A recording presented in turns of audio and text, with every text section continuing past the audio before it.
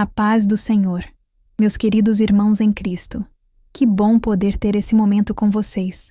Eu sou Marlene Batista de Souza, tenho 70 anos, sou cabeleireira aposentada e continuo fazendo penteados em casa para eventos aqui na minha cidade, Feira de Santana. O pessoal do bairro ainda me chama de Dona Marlene do Coque, porque por muitos anos esse foi meu cartão de visita. Coque baixo, bem feito, preso com fé e spray. Hoje, minha vida é outra, mas tudo o que vivi me trouxe até aqui, e eu quero contar. É curioso como a gente vai acumulando as dores sem perceber, e um dia, elas pedem para sair.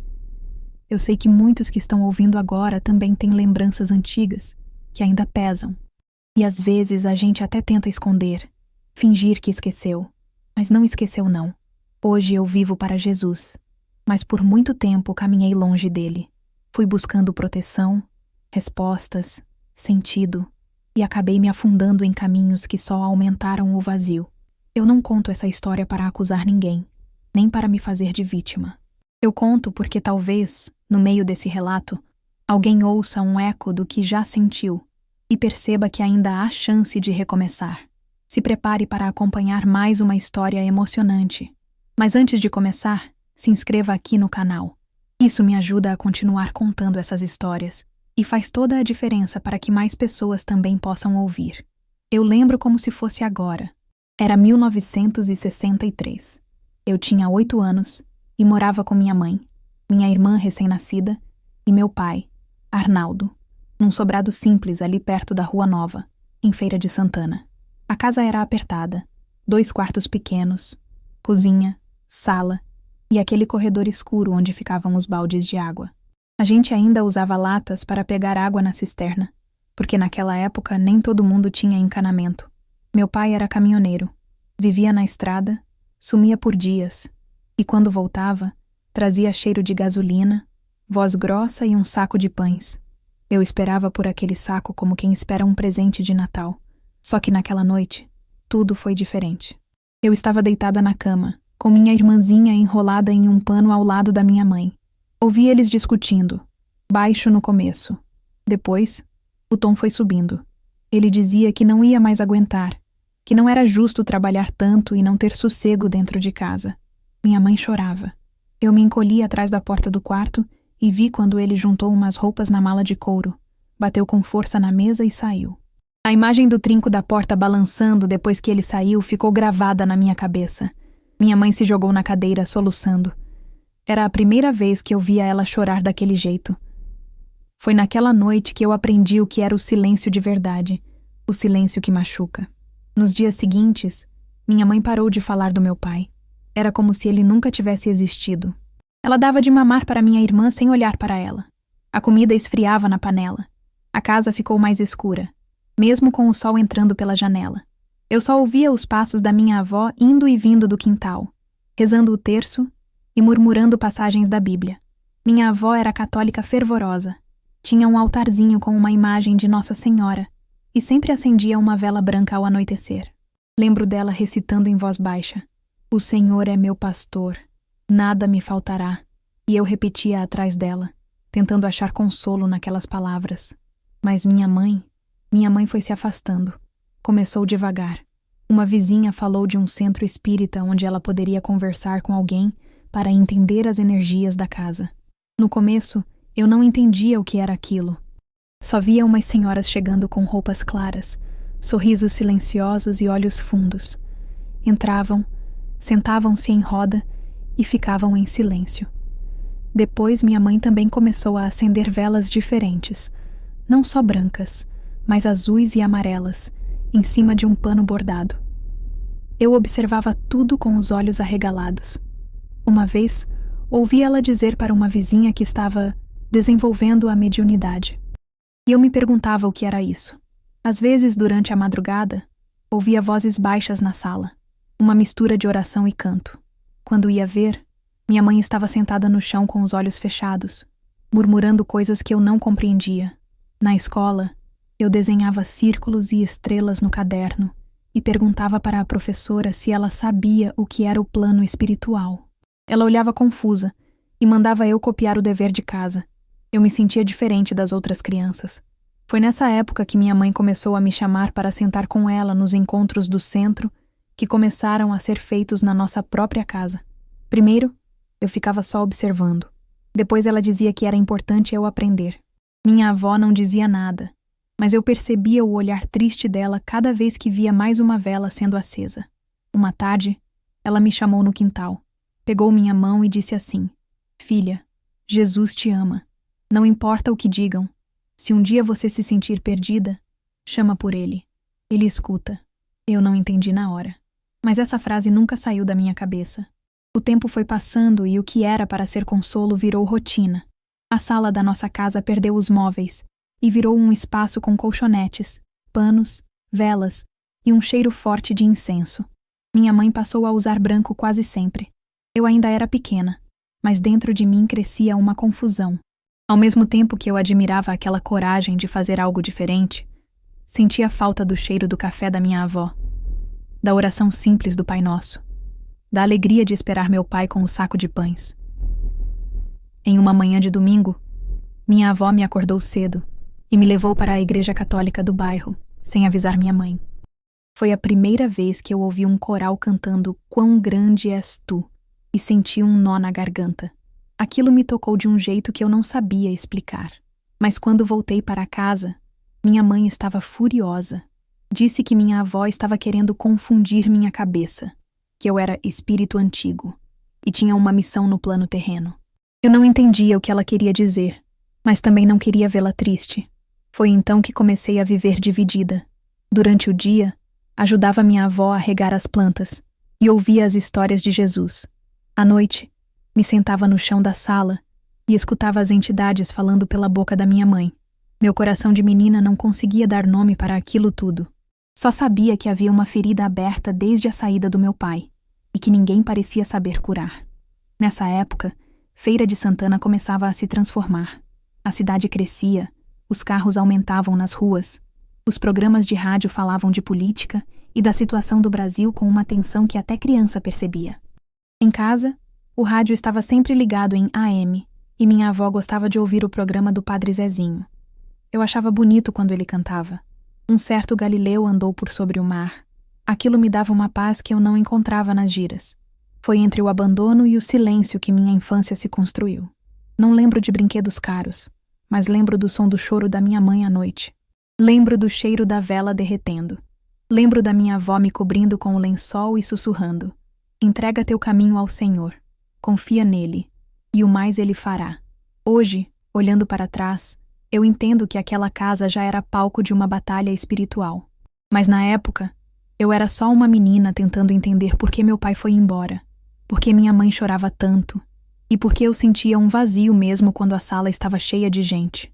Se eu me confundir com alguma data ou ordem dos fatos, me perdoem. São lembranças de uma vida inteira. Mas uma coisa eu garanto com toda a certeza do meu coração: os momentos que mais marcaram minha alma, esses eu lembro como se tivessem acontecido ontem. Foi naquele ano mesmo, 1973, quando completei 18 anos, que tudo começou a mudar de verdade. Eu já não era mais aquela menininha que se escondia atrás da porta ouvindo os gritos do pai. Tinha crescido, ainda morando na mesma casa apertada com minha mãe e minha irmã Valdira, que agora era uma adolescente magrela e cheia de opinião. A gente vivia em harmonia mais por cansaço do que por amor, cada uma no seu canto. Nessa época, eu trabalhava como aprendiz num pequeno salão perto do centro da cidade. Varri cabelo do chão durante meses antes de encostar em uma tesoura. Mas eu gostava. Aquela rotina de lavar cabelo, ouvir conversa de cliente e passar bobs, me dava um sentimento de utilidade. À noite, fazia curso técnico de contabilidade no Colégio Visconde de Feira. Não porque amasse números, mas porque era o que dava para pagar. Minha mãe ainda seguia firme no kardecismo. Os encontros em casa continuavam, mas com menos frequência. Eu já não me emocionava mais como antes. Aquilo tudo começou a parecer frio, distante, vazio. Foi numa dessas noites de aula que conheci Selma, uma moça alegre, de sorriso fácil, que estudava na sala ao lado. Começamos a conversar na hora do lanche e rapidinho viramos amigas. Ela falava com entusiasmo de coisas que eu nunca tinha ouvido. sobre guias espirituais que dançavam, cantos que arrepiavam até os cabelos da nuca e um terreiro de umbanda onde, segundo ela, até quem não acreditava sentia alguma coisa diferente. Eu fiquei curiosa. Ela me convidou várias vezes. Eu sempre dava uma desculpa. Mas um dia, num sábado à tarde, aceitei. Não sei explicar bem o porquê. Talvez eu estivesse carente. Ou talvez estivesse mesmo cansada de tanta frieza no ar da minha casa. O terreiro ficava nos fundos de uma casa simples, no bairro Queimadinha. Chegamos cedo. Ainda estava claro. Selma me mostrou o lugar com naturalidade, como se fosse a casa de uma tia. O chão de cimento batido, paredes brancas decoradas com fitas coloridas e imagens que eu não conhecia. No canto, um atabaque já estava coberto por um pano vermelho. Havia um cheiro de alfazema no ar, misturado com fumaça de vela. Eu me sentei no banco do fundo, em silêncio. Quando os atabaques começaram, senti o coração acelerar.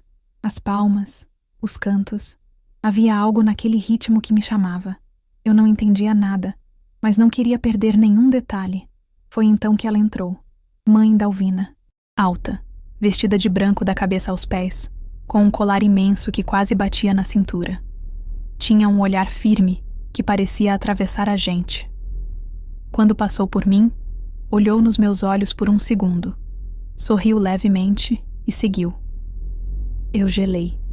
Me senti vista. Durante a gira, pessoas começaram a se manifestar. Alguns dançavam como se não estivessem mais ali. Outros falavam com vozes que não eram deles. Eu, que cresci vendo minha mãe incorporando em sessões espíritas, deveria estar acostumada. Mas aquilo era diferente. Era mais forte. Mais envolvente. Eu sentia meu corpo arrepiar inteiro, como se houvesse uma corrente elétrica circulando no ar. No final da cerimônia, Mãe Dalvina se aproximou de mim. Eu fiquei paralisada. Ela encostou a mão no meu ombro e disse, olhando nos meus olhos: "Você tem uma energia ancestral muito forte. Está adormecida, mas vai despertar. Você foi chamada." Essas palavras grudaram em mim. Foi a primeira vez na vida que alguém disse que eu era chamada para algo. Não por pena, nem por obrigação, mas porque eu tinha algo especial. Voltei para casa naquela noite com a cabeça girando. Minha mãe me perguntou onde eu estava. Disse que fui estudar com uma colega. Foi a primeira mentira, e a primeira de muitas. Nos sábados seguintes, eu inventava aula extra, trabalho do curso, mas ia para o terreiro. Cada gira me puxava mais para dentro. O canto, os cheiros, os gestos, tudo me fazia sentir parte de algo. Me davam tarefas simples: limpar o chão, ajudar a arrumar as roupas, colocar as fitas nos atabaques. Eu fazia tudo com zelo. Foi também nas primeiras semanas que reparei nele. Clóvis, um homem forte, alto, de voz grave, estava sempre ajudando com os instrumentos, carregando as coisas, olhando tudo com atenção. Nunca falou comigo, mas vez ou outra cruzava meu olhar e sorria com os olhos.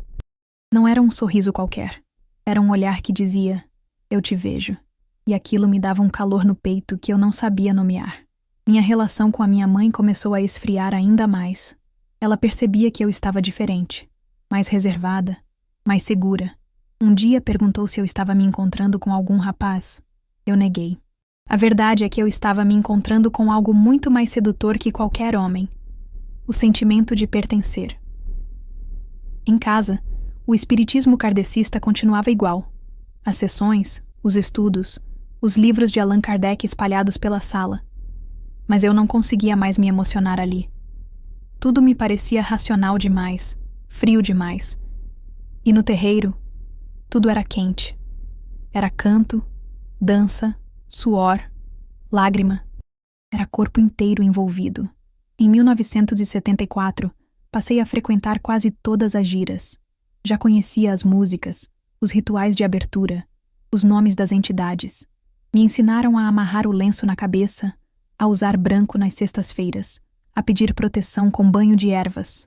Mãe Dalvina me observava de longe, mas sempre fazia um comentário: "Essa menina tem futuro." Aquilo me inflamava, me fazia querer mais. No salão de beleza, comecei a fazer sucesso com penteados mais ousados, inspirados nas guias e nas cores do terreiro. As clientes elogiavam. Eu sorria por fora, mas por dentro acreditava que estava canalizando uma força ancestral. Foi nesse tempo que, certa tarde, enquanto arrumava minha cama, encontrei no fundo do armário uma Bíblia velha da minha avó. Estava empoeirada, mas intacta. Peguei e folheei. Caiu numa página dos Salmos. Li, sem saber o que procurava. Ainda que eu ande pelo vale da sombra da morte, não temerei mal algum, porque tu estás comigo. Fechei o livro, guardei de volta e fui para a gira naquela noite com um aperto inexplicável no coração. O salto entre aquela primeira visita e minha decisão de me iniciar no candomblé foi acontecendo devagar, mas de forma constante. Entre 1973 e 1975, me tornei quase parte da família do terreiro. As giras deixaram de ser visitas. Já me chamavam de filha de fé, e eu respondia com orgulho. Na escola técnica, Selma continuava sendo minha companheira. Ela dizia que mãe Dalvina era poderosa, respeitada até por quem não gostava dela. Eu acreditava, e tinha orgulho de fazer parte daquilo. No fundo, eu sentia que finalmente alguém estava me enxergando, e esse alguém não era só humano. Foi no fim de 1975 que mãe Dalvina me chamou num canto depois de uma gira e disse: "Está na hora de você se iniciar. Mas saiba, esse caminho não tem volta. Os orixás já te escolheram." Eu nem pensei. Apenas disse que sim. Minha resposta foi imediata. Eu disse sim a mãe Dalvina sem titubear. Era como se aquela fosse a única resposta possível. A iniciação foi marcada para o mês seguinte. A preparação foi intensa. Banhos de ervas, orações, orientações sobre silêncio, obediência e entrega. Quando chegou o dia, eu já não era mais só uma frequentadora. Eu era filha do terreiro. O ritual começou ainda de manhã. Me levaram para uma casa pequena nos fundos, onde eu ficaria reclusa por 7 dias. Era um quarto escuro, forrado com panos no chão e uma esteira simples. Na primeira noite, cortaram meu cabelo bem rente. Enquanto os fios caíam no chão, eu sentia um misto de dor e alívio, como se cada mecha levasse embora o pouco que restava da Marlene antiga. Durante a semana, recebi visitas de algumas mães de santo, que me instruíam em voz baixa. Aprendi cantos, gestos, posturas. Fui alimentada com porções mínimas e instruída a não falar, apenas escutar. Tive febre, tive sonhos estranhos. Em uma das noites, sonhei que estava afundando em um rio escuro e que minha avó estendia a mão do outro lado da margem, mas eu não conseguia alcançá-la. Acordei suada, mas em silêncio. No final da reclusão, fui apresentada em público como filha dos orixás. Mãe Dalvina colocou colares em meu pescoço, me vestiu com uma roupa colorida e disse diante de todos: "Essa menina tem força. Vai longe." Eu sorri, mas por dentro estava exausta. Era muita coisa para absorver. Foi nesse tempo que Clovis começou a se aproximar mais. Sempre prestativo, oferecia ajuda com as compras do terreiro, trazia frutas, tecidos, até um espelho novo para o camarim onde as mães de santo se arrumavam. Eu comecei a reparar que ele esperava eu terminar minhas tarefas para puxar conversa. Primeiro sobre a gira, depois sobre minha vida. Dizia que me achava diferente das outras, que via em mim uma energia rara. Palavras bonitas que, naquele contexto, pareciam profecias. Ele me deu um colar de contas azuis num sábado. Disse que era para minha proteção. Eu guardei como um tesouro. O coração de uma mulher jovem, carente de afeto e cheia de vontade de ser escolhida, se encanta fácil por quem diz o que ela precisa ouvir. Entre 1975 e 1978, nossa relação foi se estreitando.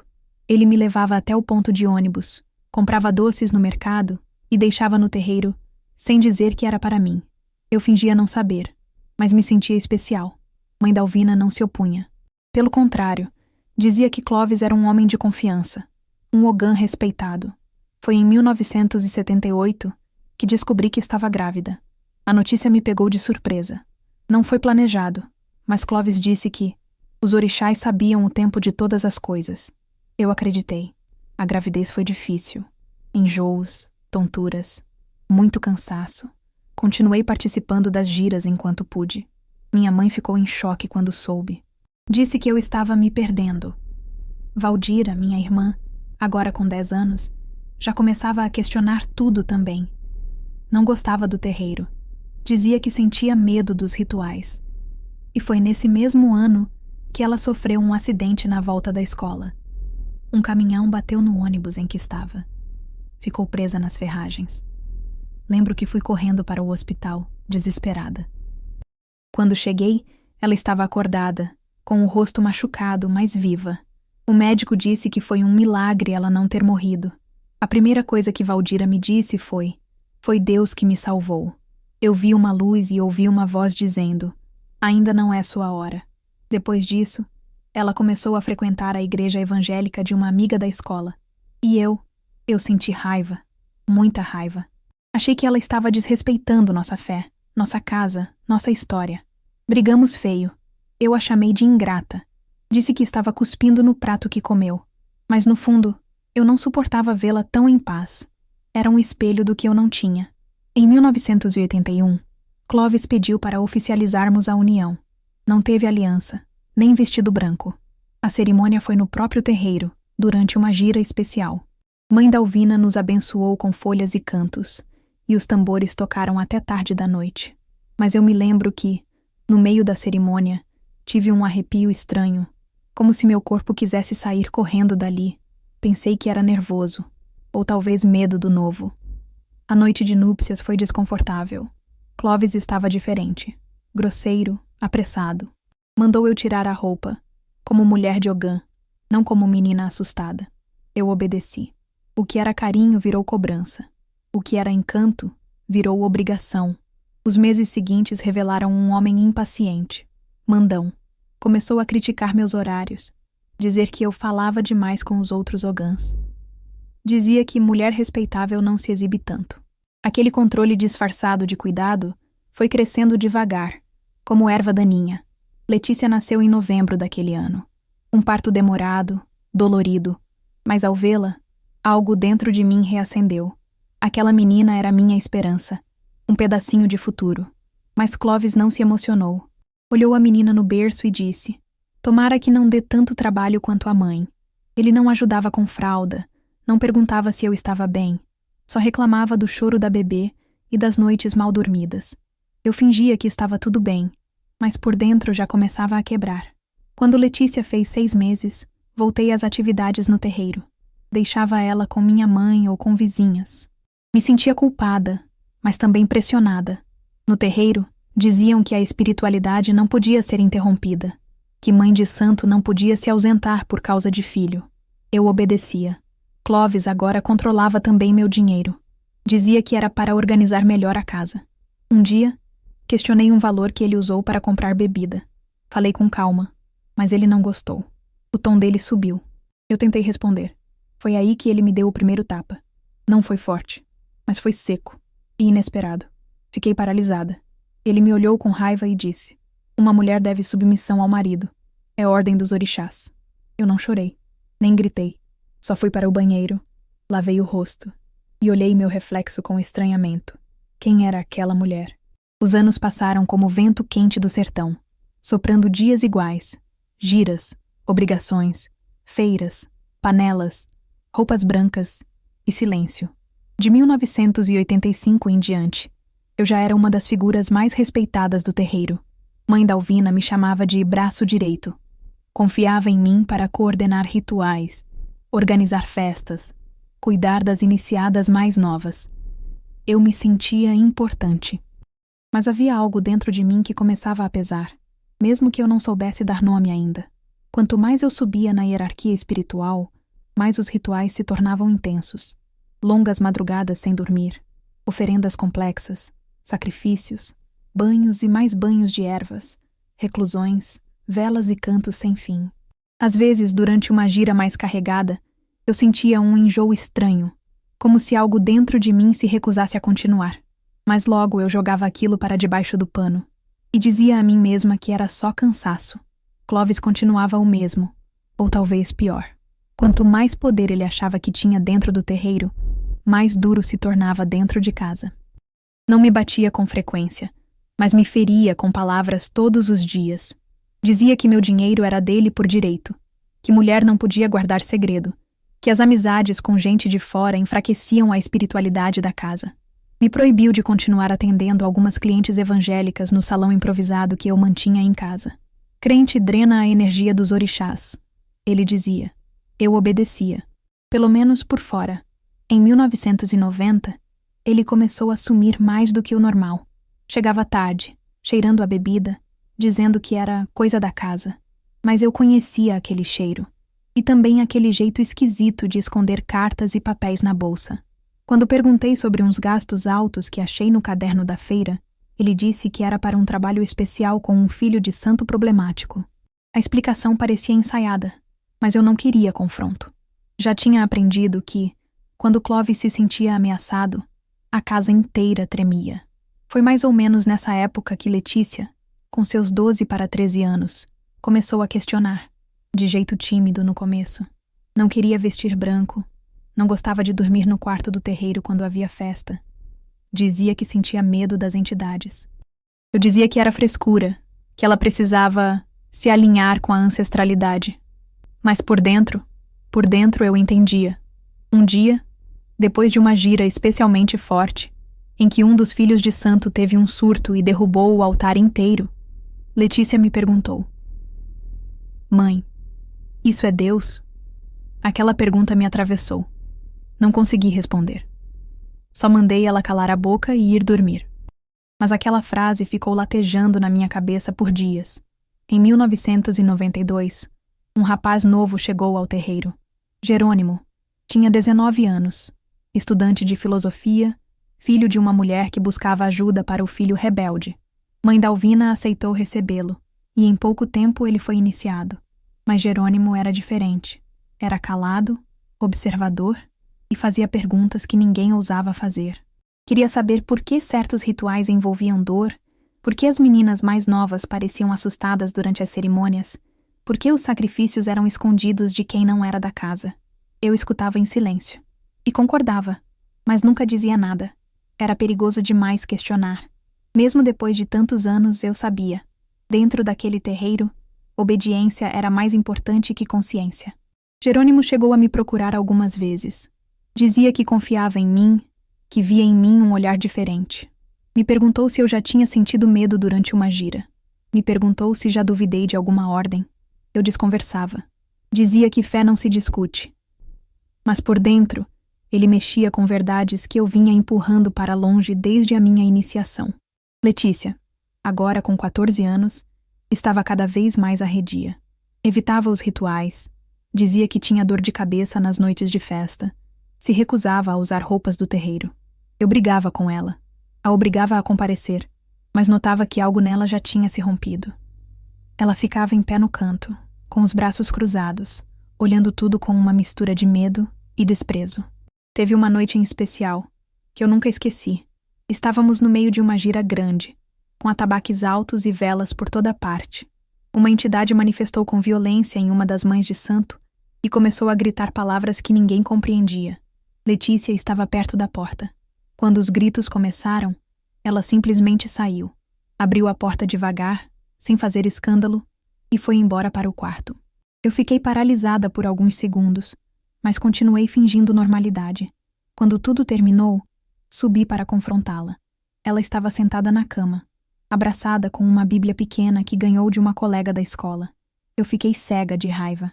Mas ao invés de tomar o livro dela, eu só disse: "Você ainda vai entender." Clovis, nesse período, já tinha quase que domínio completo sobre tudo. Era respeitado como Ogã principal, temido pelos mais jovens, obedecido até por Mãe Dalvina. Ninguém ousava contrariá-lo. Em casa, me tratava como serviçal. Decidia o que eu podia vestir, com quem eu podia conversar, até os dias em que podia atender no salão. Qualquer deslize era motivo para gritos e castigos emocionais. Ele gostava de repetir: "O orixá pune mulher rebelde." E eu, cansada, me calava. Aos poucos, fui percebendo que minha fé estava virando obrigação, que os rituais que antes me emocionavam agora me deixavam ansiosa, que as danças que antes me arrepiavam, agora me davam tontura. Comecei a ter dores de cabeça durante as giras, dores fortes, latejantes. Às vezes, sentia como se meu corpo não estivesse ali, como se fosse um teatro repetido demais. Lembro de uma noite em que tudo pareceu parar. Estávamos no fim de uma gira de Exu. As velas pretas e vermelhas ainda ardiam, e o chão estava sujo de cera e vinho. Mãe Dalvina me chamou para o centro e pediu para eu cantar um ponto antigo. Quando comecei a cantar, minha voz falhou. Engasguei. Tentei de novo. Nada. Era como se minha garganta estivesse sendo segurada por dentro. Ela me olhou com um olhar duro e disse: "Você precisa se limpar. Está enfraquecendo." Eu balancei a cabeça, pedi licença e saí pela porta dos fundos. Sentei no chão da cozinha e chorei. Chorei baixinho, como criança. Mu. Ali, naquela cozinha escura, tive pela primeira vez a sensação de que estava presa em algo muito maior do que podia controlar. E pela primeira vez, senti medo de mim mesma. Medo do que eu podia estar negando há anos. E mesmo assim, voltei para a gira no dia seguinte. Eu já devia ter percebido antes. Tinha sinais. Tinha sonhos. Tinha aquela sensação constante de desconforto que me acompanhava nas madrugadas. Mas a gente se acostuma com o peso quando carrega por tempo demais. E quando não se tem mais para onde correr, o corpo segue no automático. Até que algo acontece. E não dá mais para fingir. Foi em 1997. Eu tinha 42 anos. O terreiro estava mais movimentado do que nunca. Mãe Dalvina ainda comandava tudo com a força de sempre. Mas a saúde dela já dava sinais de cansaço. A visão falhava. A memória às vezes tropeçava. Mas ninguém ousava dizer isso em voz alta. Ela ainda era temida. E Clovis, cada vez mais arrogante, se achava dono de tudo. Foi numa manhã de quinta-feira que Dona Naira apareceu com a filha. Chegou de cabeça baixa, falando manso, com a menina pela mão. Silvia Regina, uma jovem magra, tímida, rosto bonito e olhar assustado. Tinha 19 anos, mas parecia menos. Dona Naira era costureira, morava longe, e veio buscar ajuda porque a filha andava estranha. Disse que sonhava muito, chorava sozinha, ficava trancada no quarto. E também tinha uns problemas na casa, dívidas, gente doente, e ela acreditava que havia alguma influência espiritual. Mãe Dalvina ouviu tudo com aquele olhar que atravessava a alma. Pegou na mão da menina, fechou os olhos por alguns segundos e disse: "Essa moça precisa ser iniciada. O que ela carrega não é dela, é do sangue." Dona Nair se ajoelhou e agradeceu como se tivesse recebido um milagre. Silvia não disse nada, mas eu vi. Eu vi o medo nos olhos dela. Na semana seguinte começaram os preparativos. Banhos, obrigações, jejuns, tudo com pressa, porque segundo Mãe Dalvina, o espírito já estava cobrando. Eu tentei argumentar, dizer que Silvia parecia frágil demais, mas fui ignorada. A reclusão começou em uma segunda-feira. O quarto nos fundos foi isolado, coberto com panos escuros. Silvia foi deixada lá com o mínimo: um pano branco, água racionada, um prato de comida de milho por dia. Eu levei o primeiro banho de ervas. Quando entrei no quarto, ela estava sentada no canto, pálida. Sussurrou para mim: "Eu tenho medo."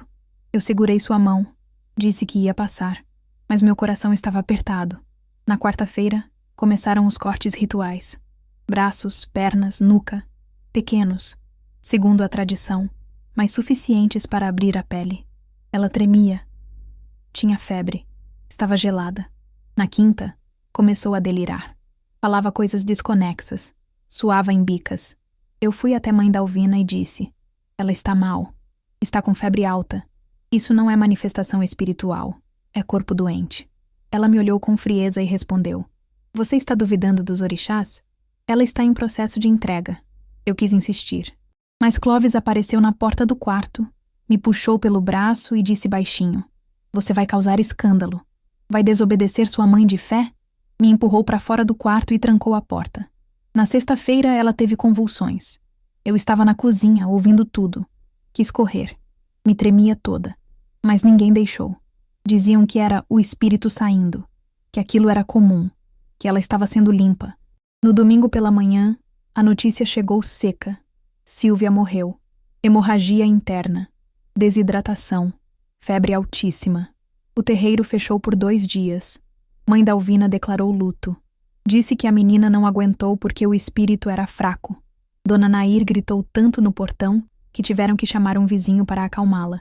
Ela se ajoelhou dizendo: ela só queria ajuda, só queria viver. Fui até ela.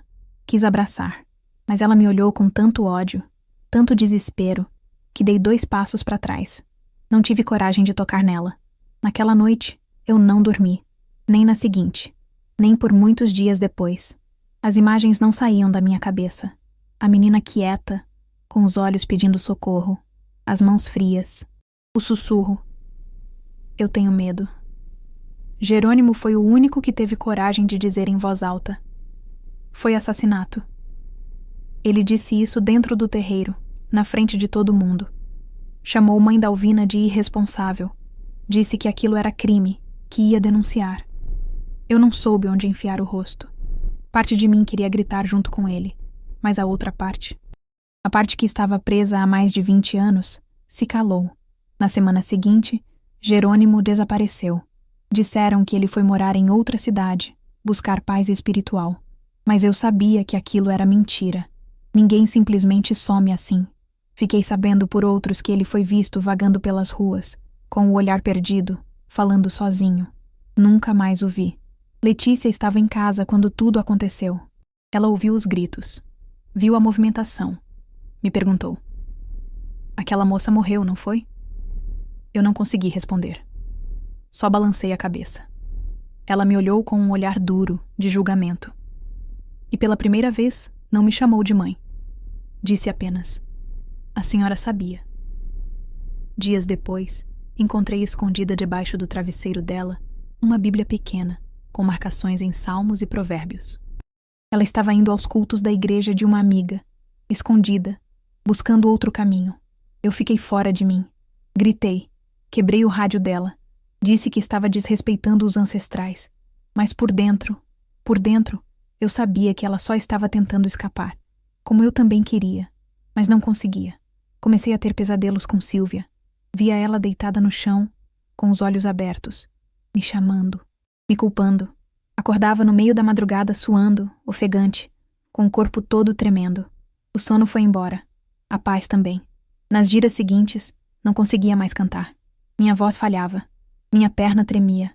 Evitava olhar para as meninas mais novas. Evitava o espelho. Porque no fundo eu sabia que, mesmo calada, eu também tinha matado Sílvia. Não foi de repente. A distância entre mim e Letícia foi crescendo em silêncio, como água que infiltra o chão sem ninguém notar. Depois da morte de Sílvia, ela mudou. Eu também. Mas enquanto eu fingia normalidade, ela não escondia mais o incômodo. Nas giras ficava no canto. Evitava se vestir de branco. Já não respondia aos chamados das entidades. Quando me olhava, tinha nos olhos aquela dor que só quem viu demais consegue carregar. Em casa, o silêncio entre nós virava um muro. Letícia falava pouco, comia pouco, ficava mais tempo no quarto. Eu dizia que era fase. Adolescente era assim mesmo. Mas por dentro, eu sabia. Minha filha já estava escapando de mim. Foi em uma manhã qualquer, enquanto arrumava o quarto dela, que encontrei. A Bíblia, pequena, preta, com as bordas gastas, estava escondida sob o travesseiro, entre as páginas de um caderno escolar. Tinha marcações com caneta azul, versículos sublinhados. Um deles me saltou aos olhos. E conhecereis a verdade, e a verdade vos libertará. Senti o sangue ferver. Era como se aquela frase me afrontasse. Saí do quarto com o livro nas mãos, fui até a cozinha, onde Letícia tomava café, e joguei a Bíblia sobre a mesa com força. Ela olhou. Não disse nada. Apenas abaixou a cabeça. Perguntei com a voz firme: é com isso aqui que você anda se alimentando agora? É isso que te guia? Você esqueceu quem é? Esqueceu dos ancestrais? Esqueceu quem te colocou no mundo? Ela respirou fundo, os olhos cheios d'água, mas não tremeu, e disse: mãe, eu não esqueci. Eu só não consigo mais fingir que acredito. Eu amo a senhora. Mas depois do que aconteceu com aquela moça, depois daquilo, eu não consigo mais achar que isso aqui é certo. Aquelas palavras me atingiram como uma faca. Doeu mais porque eu sabia que ela estava dizendo a verdade. Mas o orgulho falou mais alto. A dor virou raiva. A vergonha virou fúria. Clóvis entrou na cozinha bem na hora. Eu me sentia desafiada, exposta diante dele. Gritei: Se você sair por essa porta com essa Bíblia no peito, nunca mais volte para esta casa. Ela ficou parada por um segundo. Me olhou com os olhos marejados e respondeu: Então tá, que Deus cuide da senhora. Pegou uma sacola, colocou 2 mudas de roupa, abraçou a Bíblia contra o peito e saiu. O som da porta se fechando ecoou por dentro de mim. Fiquei ali parada, com o corpo quente e frio ao mesmo tempo. A cozinha parecia menor. O ar, mais pesado. Clovis deu uma risada seca e disse: Parabéns. Criou uma rebelde.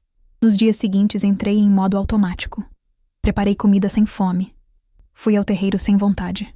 Atendi no salão com as mãos trêmulas. A casa estava silenciosa demais. Toda vez que eu passava pelo quarto dela, sentia um vazio que doía no peito. Mas não deixava transparecer. Era como se admitir a dor fosse dar razão à escolha dela. Foi então que chegou uma carta. Eu ia jogar no lixo sem abrir, achando que era propaganda. Mas vi o nome de Clovis no envelope. Era da Escola Técnica Machado de Assis. Um lembrete de mensalidade atrasada de um aluno chamado Marcelo Oliveira. Aquilo me intrigou. Não tínhamos nenhum parente com esse nome. E por que usaria o nosso endereço? Esperei Clovis chegar. Mostrei a carta. Ele ficou pálido. Tentou rir. Disse que devia ser engano. Eu insisti. Ele se irritou. Disse que eu estava sendo paranoica. 2 dias depois, achei outro bilhete, escondido no meio de umas camisas dele. Era da avó do menino, pedindo dinheiro para pagar o material escolar de Marcelo. A letra era tremida, simples, cheia de erros. Mas a mensagem era clara. Seu filho precisa do Senhor. A mãe dele não tá bem. Confrontei. Desta vez, não aceitei fuga. Exigi saber quem era Marcelo. E Clovis, com a cara mais cínica do mundo, disse: É um menino que tive com uma ex-filha de santo. Foi um erro. Já faz tempo. Não tem por que trazer isso agora. Quantos anos ele tem? Perguntei, com a voz presa na garganta. 10. E quantos anos ela tinha quando engravidou? Silêncio. Ele desviou os olhos. Mas eu já sabia. Era Conceição. Eu lembrava dela. Tinha 15 anos quando sumiu do terreiro, dizendo que ia cuidar da mãe doente. Mas ninguém nunca mais a viu. Agora eu entendia. Ela foi afastada, silenciada, como tantas outras. Aquilo foi demais. Nos dias seguintes, não consegui mais dormir, nem comer, nem sorrir. A imagem de Letícia saindo com a Bíblia no peito me perseguia.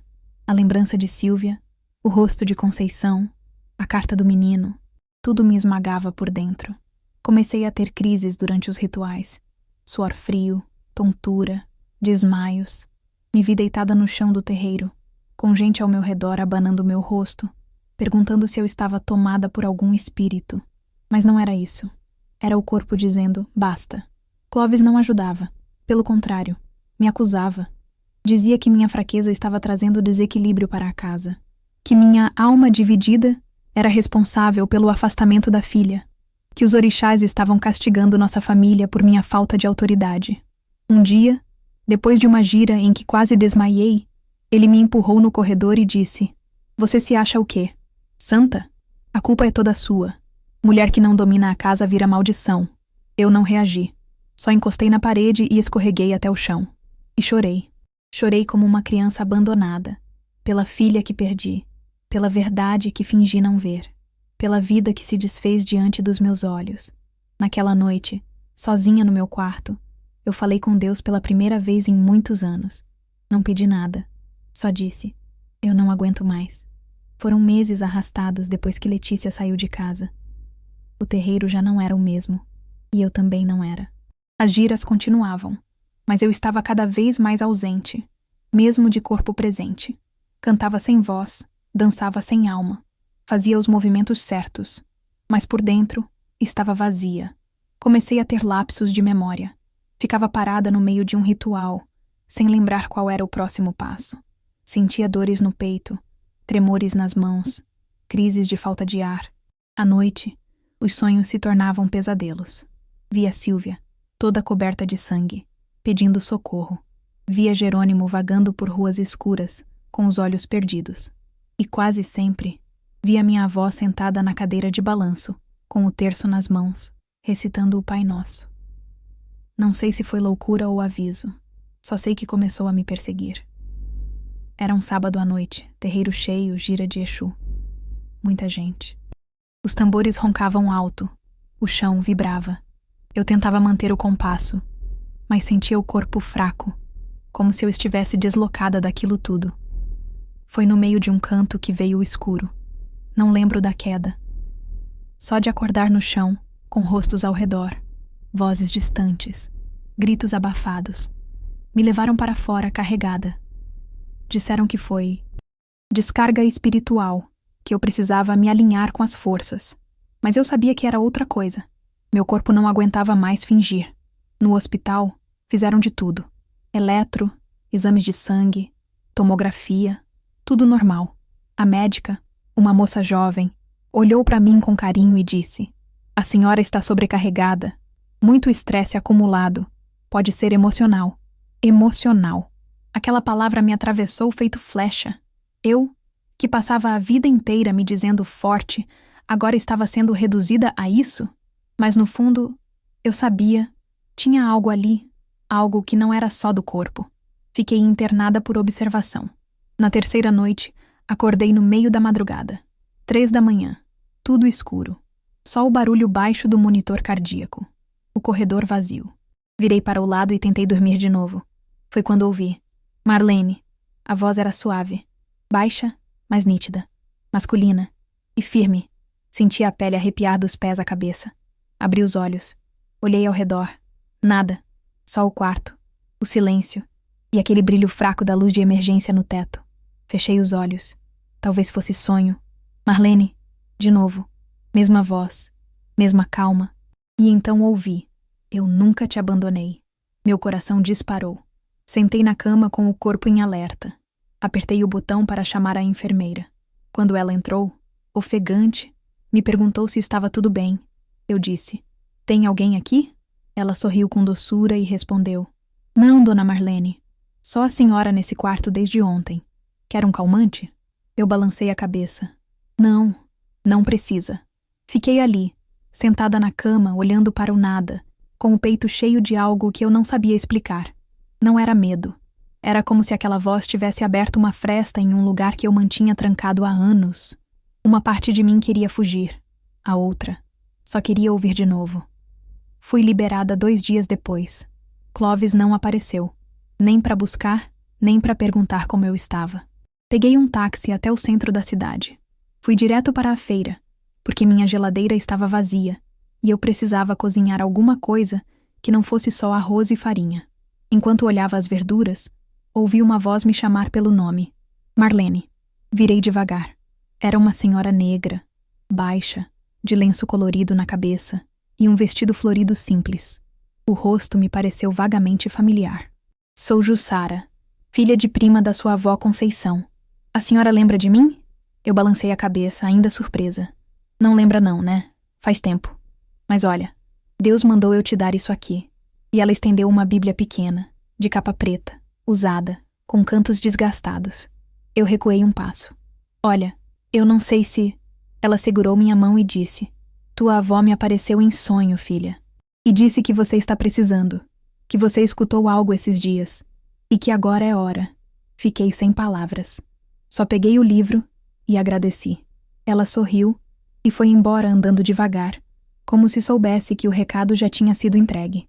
Cheguei em casa, coloquei a Bíblia sobre a cômoda do quarto e não toquei nela o resto do dia. À noite deixei a luz apagada, fechei os olhos, tentando ignorar a avalanche que me inundava por dentro. Mas quando adormeci, o sonho veio de novo, e desta vez, com tudo junto. Silvia estava diante de mim, com o vestido branco sujo de sangue, dizendo: "Você podia ter me tirado dali." Jerônimo estava sentado no chão, com os olhos vazios, repetindo: "Não perguntaram se eu queria." E minha avó, com o terço na mão, dizia: "Volta, filha. Jesus está esperando." Acordei chorando, em prantos. Sentei na beira da cama com o rosto molhado, o coração em pedaços. E foi naquele momento que eu falei: não para o espelho, não para Clovis, não para o terreiro, mas para Deus. Eu não aguento mais. Aquelas palavras saíram como um grito engasgado de dentro da minha alma. E naquele instante, sem tambores, sem velas, sem altar, Só eu e o silêncio. Eu senti que algo tinha começado a se romper. Aquela voz no hospital nunca mais me deixou. Às vezes, eu ainda acordava no meio da noite achando que estava sozinha.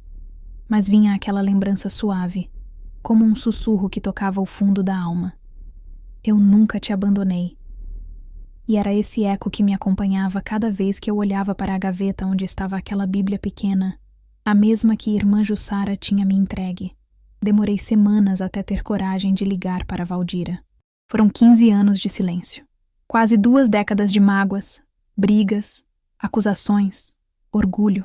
Ela era minha irmã, mas também meu espelho. E talvez por isso eu evitasse tanto aquele reencontro.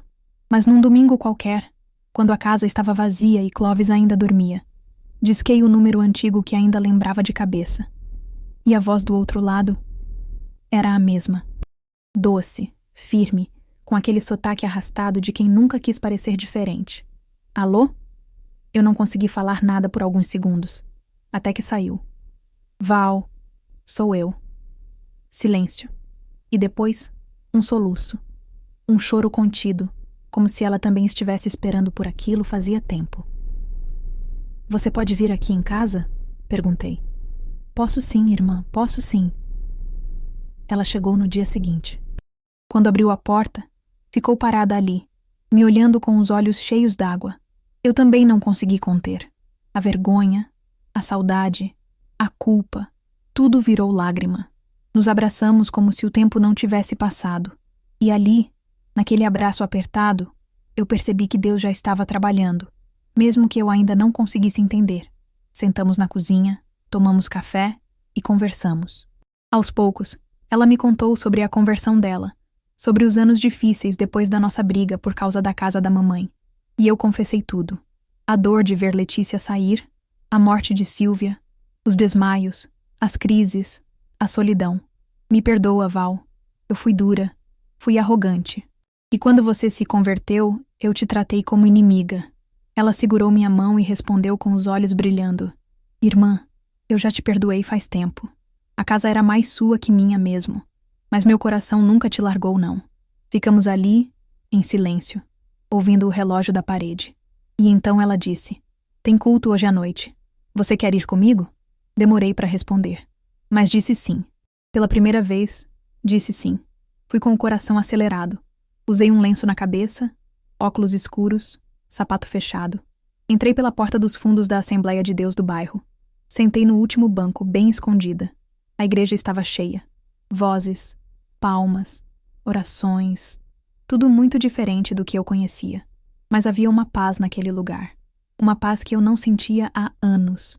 E então eu a vi. Letícia. Lá na frente, no coral, de vestido claro e sorriso leve. Cantava com os olhos fechados, as mãos levantadas.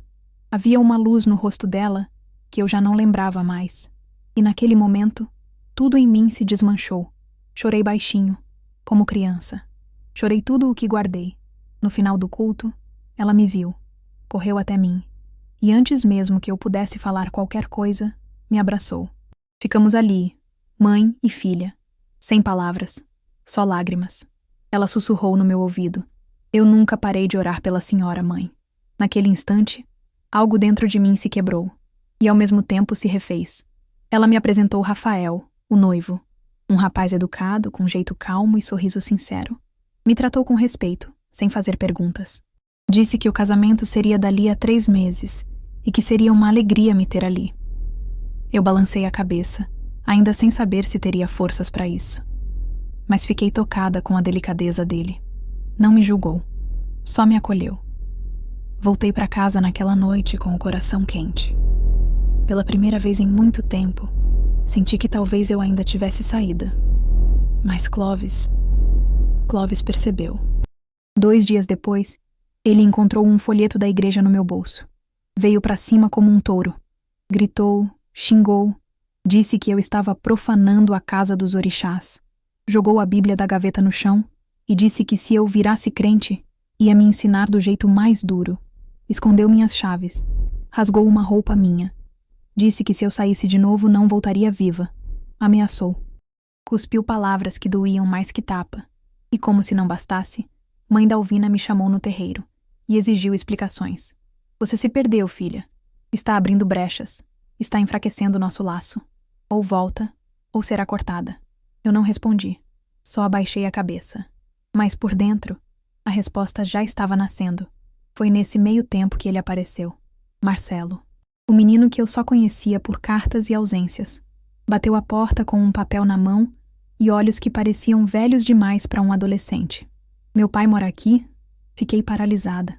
Olhei bem para aquele rosto e vi o que Clovis tinha tentado esconder. O traço, a altura, até o jeito de franzir a testa. Era ele. Fiz sinal para ele entrar. Preparamos café. Conversamos por mais de 1 hora. Ele me disse que morava com a avó, que a mãe estava doente e que queria entender por que o pai nunca aparecia. Ele fala mal de mim? Perguntou. Não, ele não fala de você, Marcelo. Ele finge que você não existe. O menino abaixou os olhos e eu senti uma dor nova. Uma dor de mãe que não foi, mas que queria ter sido. Naquela noite, quando Clovis chegou e viu as marcas da visita, a caneca suja, o papel esquecido, começou outra vez. Gritou, jogou a cadeira no chão, veio para cima de mim com o punho cerrado. Mas eu me levantei, firme, e antes que ele me tocasse, empurrei com força. Não encosta mais a mão em mim. Nunca mais. Ele recuou surpreso. Pela primeira vez, me viu de pé.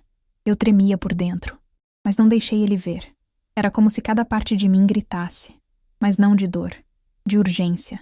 Um grito silencioso, vindo de dentro, pedindo por fim, por corte, por libertação. Eu sabia que não dava mais para adiar. Aquele empurrão que eu dei em Clovis dias atrás tinha sido só o primeiro passo. Meu corpo tinha feito o que minha alma já estava decidida a fazer. E agora era hora de seguir até o fim. Na manhã de uma segunda-feira, com o rosto ainda marcado, fui até a delegacia da mulher. Entrei tremendo, com as mãos suadas, o estômago embrulhado, mas entrei. Falei com uma policial chamada Carla, jovem, firme, mas com olhos gentis. Contei tudo, as agressões, as humilhações, as ameaças, e depois respirei fundo e falei do que me calava há anos, o estupro de Conceição. Contei o que descobri sobre Marcelo. Mostrei as cartas guardadas, os bilhetes esquecidos, os hematomas escondidos por décadas. Carla ouvia e anotava, mas também me olhava como quem entendia que não era só uma denúncia. Era um parto. Ele vai ser intimado. A senhora vai precisar de medida protetiva. Está preparada? Eu balancei a cabeça. Desta vez, estou. Saí de lá com um papel nas mãos. E um peso novo, estranho nos ombros. Não era mais o peso da submissão. Era o da responsabilidade por mim mesma. No dia seguinte, fui ao terreiro. O corpo tremia. O coração parecia tambor batendo no peito. Entrei devagar, com as mãos vazias. Nenhuma guia, nenhum pano. Só eu e a coragem. Todos me olharam. Alguns desviaram o olhar. Outros cochicharam.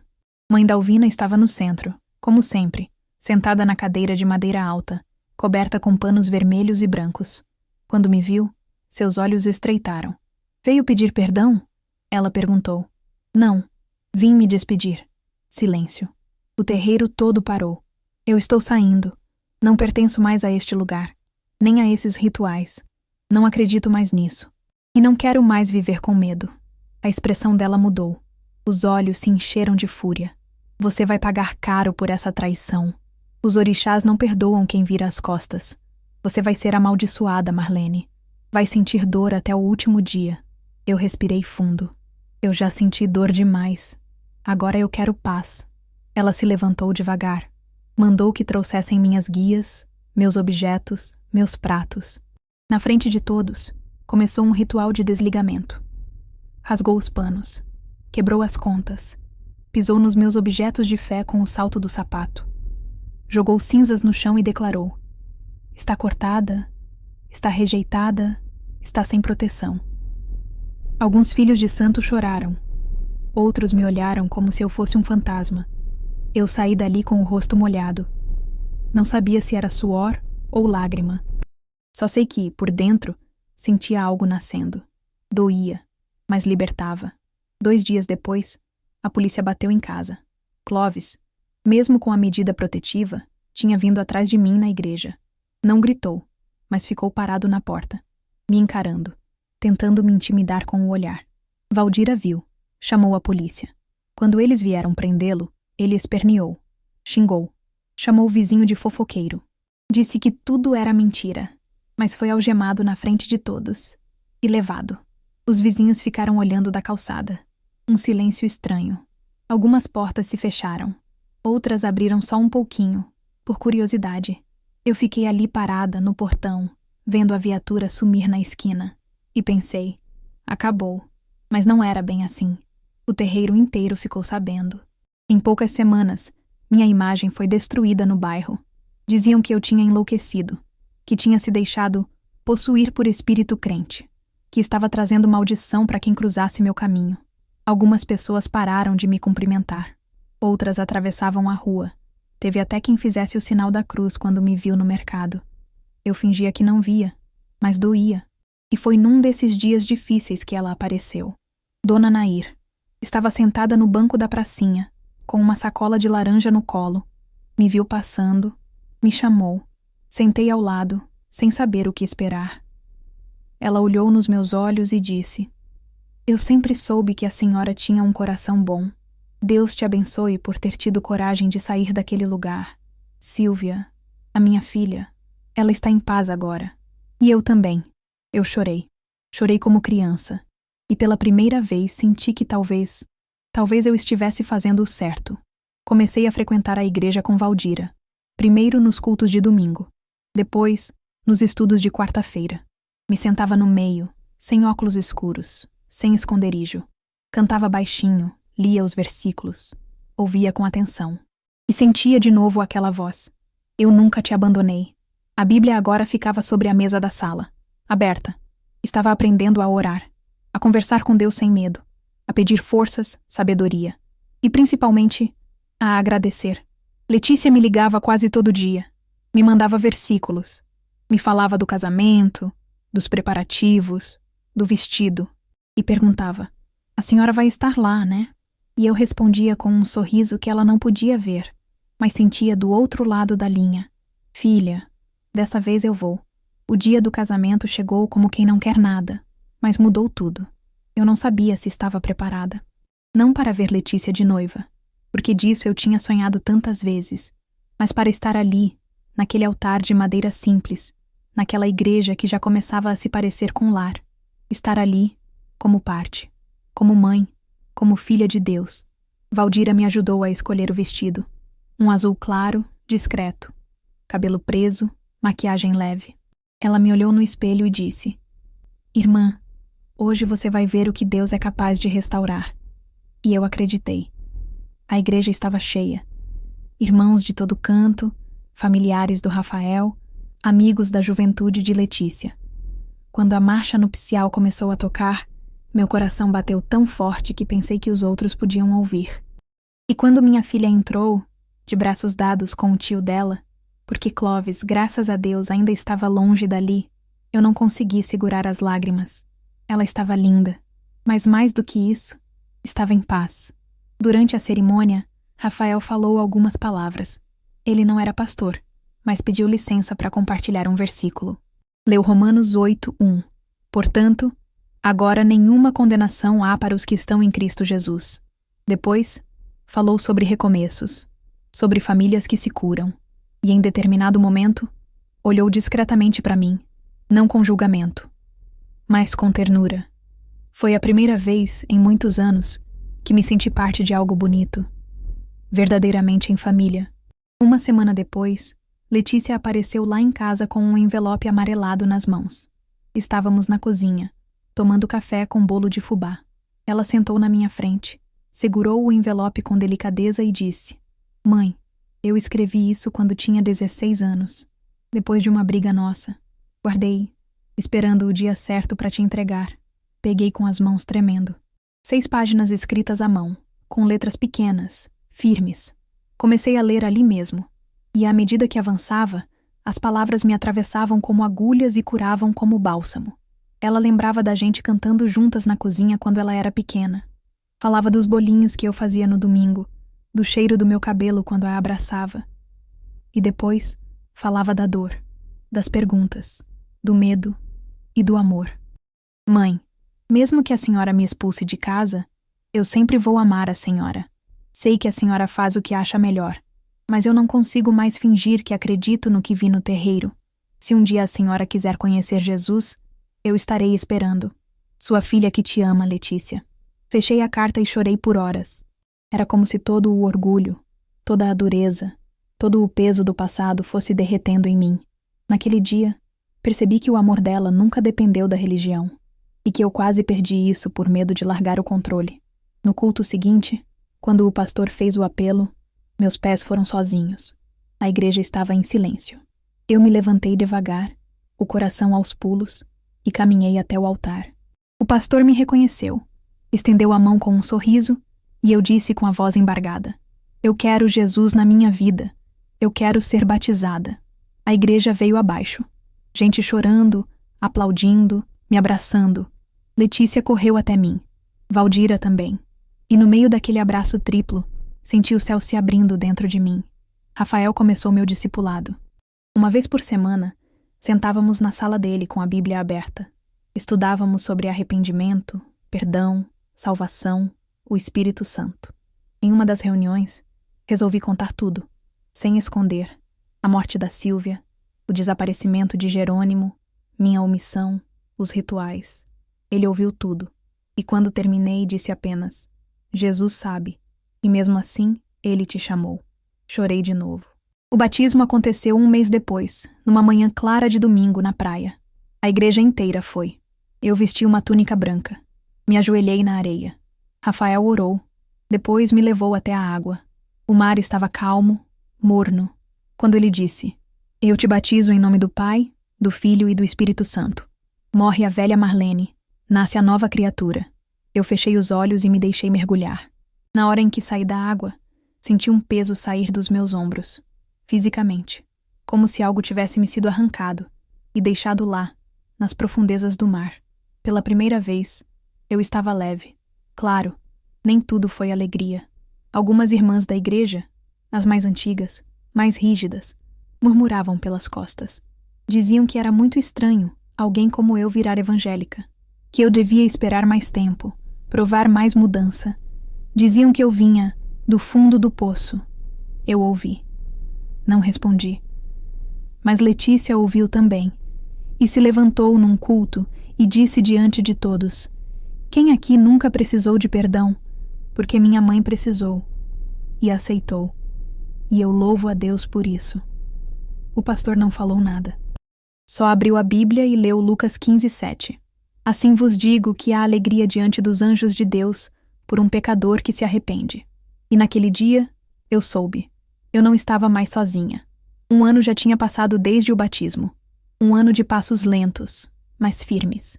O corpo ainda carregava marcas antigas, mas o coração... o coração começava a florescer. Eu já participava dos cultos sem precisar me esconder. Já cantava os hinos com os olhos fechados, mãos erguidas. A igreja tinha virado abrigo. Meus irmãos de fé, família. Até as irmãs mais rígidas tinham começado a me olhar diferente, com menos desconfiança e mais ternura. E Letícia... Bom, Letícia era meu orgulho. Estava firme com Rafael, liderando o grupo de jovens. E toda vez que me apresentava para alguém, dizia com a voz cheia de alegria: Essa é minha mãe, Marlene, mulher forte e restaurada por Jesus. Mas naquele domingo, algo inesperado aconteceu. O culto já tinha começado quando vi Valdira me cutucar discretamente. Ela apontou para a porta da igreja. Irmã, olha quem tá ali. Virei o rosto devagar. Um homem alto, curvado, magro demais. Cabelos ralos, a pele pálida. Os olhos, mesmo cansados, ainda tinham algo familiar. E quando os olhares se cruzaram, soube na hora. Não precisei de confirmação. É nosso pai. Meu corpo congelou. Um frio na espinha. A mente girando como se tivesse voltado no tempo. Eu era menina de novo, esperando um domingo qualquer. Uma visita que nunca vinha. Uma carta que nunca chegou. E ali estava ele, 40 anos depois. Ele sentou no último banco, quieto. Assistiu todo o culto com os olhos marejados.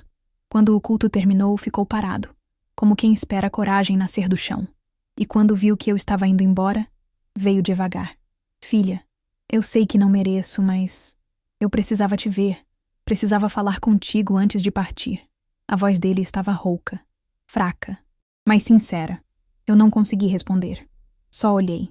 Parte de mim queria abraçar. Outra parte queria fugir. A menina dentro de mim gritava: "Por que agora? Por que só agora?" Ele puxou uma carteira do bolso. Tirou um papel dobrado. Era um laudo médico. Câncer. Terminal. Poucos meses de vida. Eu não vim pedir nada. Só queria que vocês soubessem que nunca parei de pensar em vocês. Que me perdoem, se puderem. Fui embora em silêncio.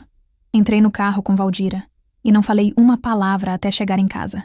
Naquela noite, Rafael me ligou. Eu contei por alto, com a voz embargada. Ele ficou em silêncio alguns segundos e depois disse algo que mudou tudo. "Marlene, o perdão não é para beneficiar ele, é para libertar você." Aquilo ficou ecoando em mim como pregação, como chamado, como cura. 2 dias depois, fui ao hospital com Valdira. Arnaldo estava na ala de cuidados paliativos. Quarto pequeno, paredes claras, cheiro de álcool e hortelã. Quando entramos, ele chorou. Chorou como quem carrega um peso insuportável. "Eu fui covarde", ele disse. "Abandonei vocês quando mais precisavam de mim.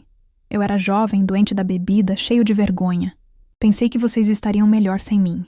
Mas sei que foi só desculpa para minha covardia." Olhei para Valdira. Ela chorava baixinho. Me voltei para ele. O velho pai. A sombra do que poderia ter sido. Dentro de mim havia guerra. 40 anos sem um abraço. Sem um carinho. Sem um pão dividido. 40 anos de silêncio. Fome. Orfandade viva. Parte de mim queria gritar: "Você não tem direito." Outra parte lembrava da cruz. Do sangue que perdoou até ladrão morrendo. Do Jesus que me acolheu quando ninguém mais me queria. Respirei fundo. Segurei a mão do meu pai. Olhei nos olhos dele e disse: "Pai, eu te perdoo. Em nome de Jesus, eu te perdoo." Ele chorou como criança. Nos dias seguintes eu voltei. Lia salmos para ele. Orava baixinho. Contava da igreja, do batismo, da carta da Letícia. Ele ouvia com atenção de menino, como se quisesse guardar cada palavra na memória. Teve um dia que me pediu para cantar um hino. Eu não lembrava muitos. Só um que minha avó cantava na varanda, quando eu ainda era pequena. "Mais perto quero estar, meu Deus, de ti." E eu cantei. A voz falhou, mas cantei. Ele fechou os olhos e sorriu. 2 semanas depois, ele partiu. Estávamos lá, eu e Valdira, uma de cada lado da cama.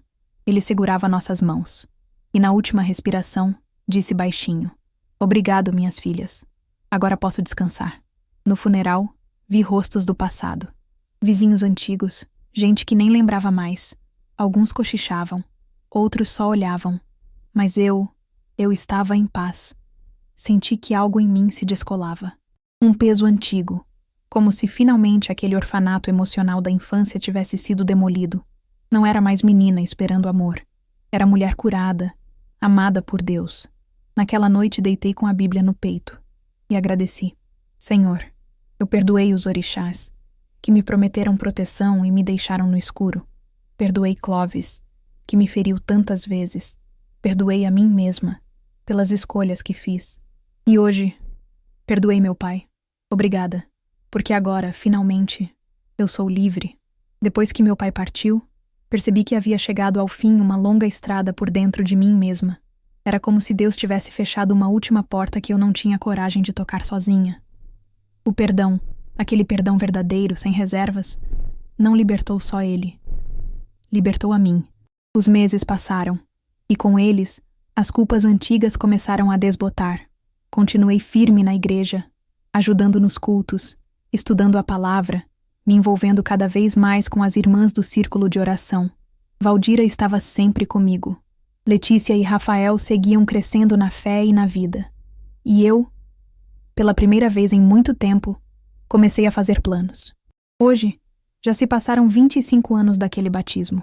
É estranho pensar nisso. Parece que foi ontem. E, ao mesmo tempo, parece que vivi outra vida desde então. Tenho 70 anos agora. Me chamam de Irmã Marlene, mas alguns ainda me dizem Vó Leninha, principalmente meus netos, Marina e João, que são meu maior presente depois da salvação. Neste sábado de manhã, acordei cedo, preparei meu café com leite e fubá e me arrumei com calma, como faço toda semana. Fui até o salão da igreja onde acontece nosso grupo de apoio.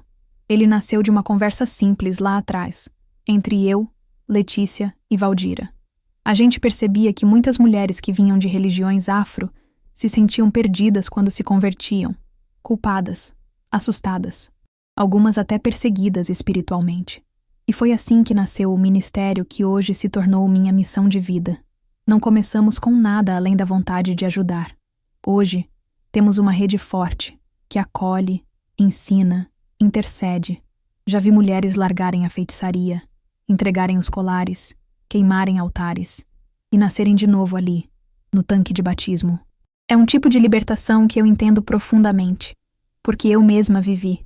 A igreja, que no início me olhava com receio, hoje me chama para orar com os novos convertidos.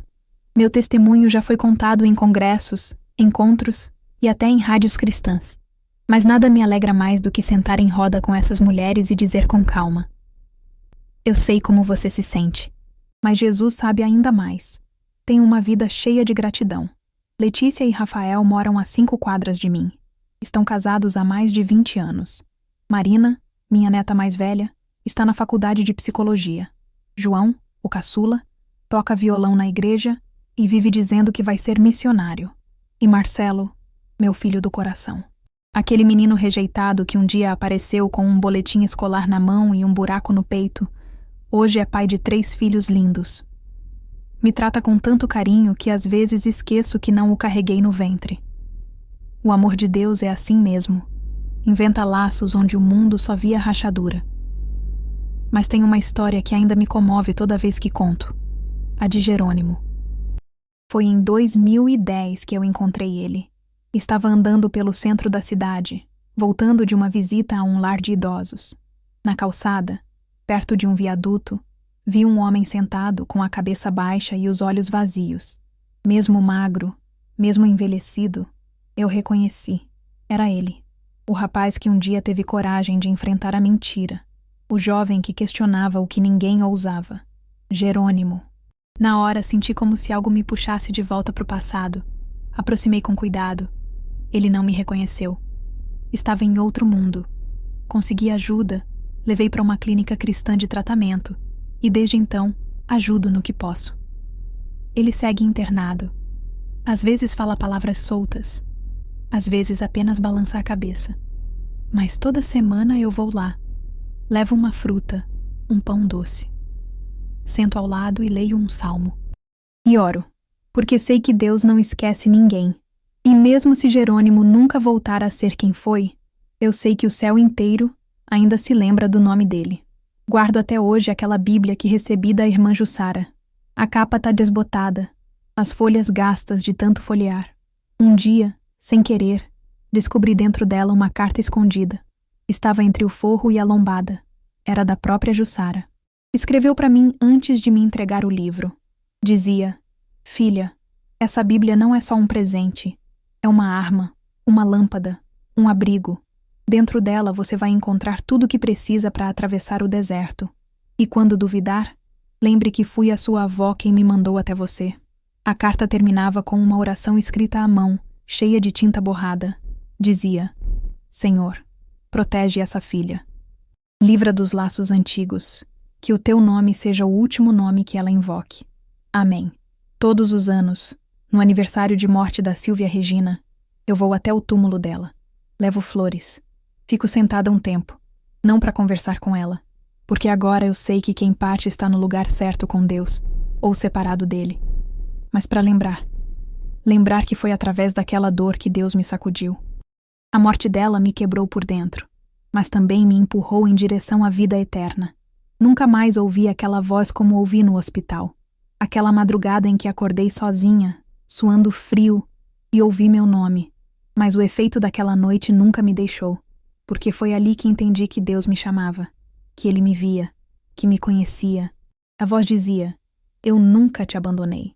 E hoje, depois de tudo o que vivi, posso dizer com certeza: era verdade. Durante muito tempo busquei proteção nos altares errados. Fiz sacrifícios, jejuns, rituais. Fui iniciada, fui exaltada, fui temida. Mas só encontrei verdadeira paz quando parei de procurar e me rendi. Só encontrei salvação quando aceitei que Jesus já tinha feito o sacrifício por mim e que bastava dizer sim. Agora, enquanto fecho a Bíblia sobre a mesa e abraço essas mulheres que, como eu, também carregam cicatrizes, sinto dentro de mim algo que não é emoção, é certeza. Certeza de que valeu a pena ter enfrentado o que enfrentei, porque hoje eu posso ajudar outras a não passarem sozinhas. Valdira me espera do lado de fora da igreja. Ela sorri como sempre. Preparada para a próxima semana de evangelismo? Eu sorrio de volta.